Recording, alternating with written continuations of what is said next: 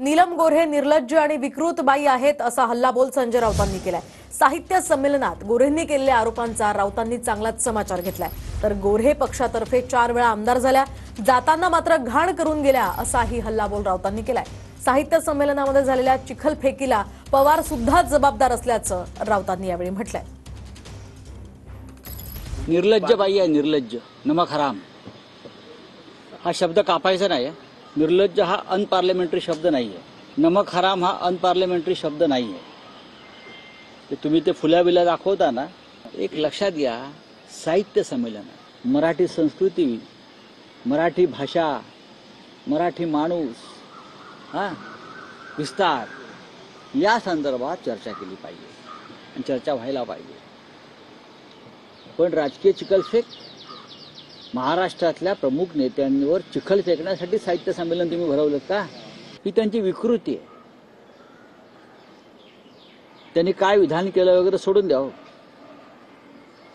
ज्या घरात तुम्ही खाल्लं त्यावेळेला आमदार झालात, उद्धव ठाकरे, मला आठवतंय बाळासाहेब ठाकरे म्हणाले, कोण बाई आणली तुम्ही पक्षामध्ये? सुरुवातीला हिंदू हृदय सम्राट बाळासाहेब ठाकरेंनी प्रश्न केला, हे कुठलं ध्यान आणलंय पक्षात बाहेरचं आपल्याला शिव्या घालणारं आयुष्यभर?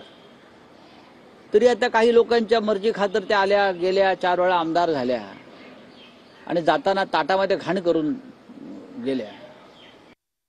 काल नीलम गोऱ्हे या बाहेर पडताना पत्रकारांशी त्या बोलत होत्या खाजगी, की मी महामंडळाला 50 लाख दिलं उषा तांबेला म्हटले। बोले, लोकांनी रेकॉर्ड केलेलं आहे, मी 50 लाख रुपये देऊन माझा कार्यक्रम लावला। जरी मर्सिडीज देऊ शकते असं म्हणते, ती 50 लाख देऊ शकते। भ्रष्टाचाराच्या लक्षवेधी लावायला किती पैसे घेतात विचारा। लक्षवेधी लावायला, प्रश्न विचारायला, प्रश्न आल्यावरती संबंधितांना बोलवून डील करा। माझ्याकडे सगळे माहिती आहे आणि पुराव्यास आहे। ते हक्कभंग आणा, काय तुमचा हक्कभंग वगैरे आणा। महिला असल्या म्हणून काय झालं? मग काय झालं? तुमच्यावर हक्कभंगही येऊ शकतो। 10 हक्कभंग आणा हो। मी आता विधानसभा चालू आहे का? मला सांगू नका। मी नीलम गोऱ्हे या व्यक्तीवर बोललो आहे। काल ती उपसभापती म्हणून बोलली का उद्धव साहेबांविषयी? सभागृहातला विषय का? मला तुम्ही नियम सांगू नका। मी 24 वर्ष राज्यसभेत आहे, मला विधानसभा त्यांच्या आधीपासून माहिती आहे। कसला हक्कभंग? खरं म्हणजे महाराष्ट्राने या बाईवरती हक्कभंग आणला पाहिजे। विश्वासघातकी बाई। शिवसेना उद्धव बाळासाहेब ठाकरे पक्षाच्या लोकांना का ना बोलवलं व्यासपीठावरती? सगळ्यांना बोलवायचं ना। आम्ही कसे घडलो, आम्ही सांगितलं असं, आम्ही कसे घडलो, आम्ही कसे बिघडलो। नाही, पण नीलम गोऱ्हे असं म्हणतात, समोर उद्धव गटाचे शिवसैनिक असते तर मला बोलायला आणखी आनंद झाला असता। मी अशी काय म्हणालो, विकृत बाई आहे ती, विकृत आहे ती बाई नाही, ती बाई माणूस आहे। ही कोण बाई आहे नीलम गोऱ्हे? हे कुठलं भूत आहे जे साहित्य संमेलनाच्या मंचावरून गरळ ओकते? हे काय मराठी साहित्याचं आणि मराठी भाषेचं नुकसान ह्या लोकांमुळे झालेलं आहे। माफी मागण्याच्या लायकीची पण नाही। तुम्ही आंदोलन करताय, तुमचं आंदोलन सोडून द्या हो। आंदोलनाचं आम्ही बघू काय करायचं ते। पण साहित्य महामंडळ हे मराठी साहित्य विश्वातली एक भ्रष्ट संस्था झालेली आहे। अशा प्रकारचे कार्यक्रम हे पैसे घेऊन, भेटी घेऊन लावलेले।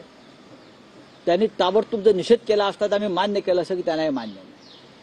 पण हा चिखल फेक करून देण्यासाठी जो मंच उपलब्ध करून दिला त्याची किंमत मोजलेली आहे। माननीय शरद पवार साहेब, हा जो राजकीय चिखलफेक जी झाली आहे त्याची जबाबदारी शरद पवार साहेब सुद्धा झिडकारू शकत नाहीत। त्यांची ते ज्येष्ठ आहेत, ते पालक होते, ते स्वागताध्यक्ष होते। ज्या प्रकारचे कार्यक्रम ठरवण्यात आले आणि जी राजकीय चिखलफेक झाली ते सुद्धा तितकेच जबाबदार आहे। संमेलनाच्या अध्यक्षा तारा भवळकर यांनी सुद्धा ह्याच्यावर निषेध व्यक्त केला पाहिजे, पवार साहेबांनी निषेध केला पाहिजे। आता आज त्यांना माझा आवाज त्यांच्यापर्यंत आज जाईल ना। आता गप्प कसे राहू शकता? तुमच्यावर चिखल फेकतात तेव्हा आम्ही उभे राहतो ना।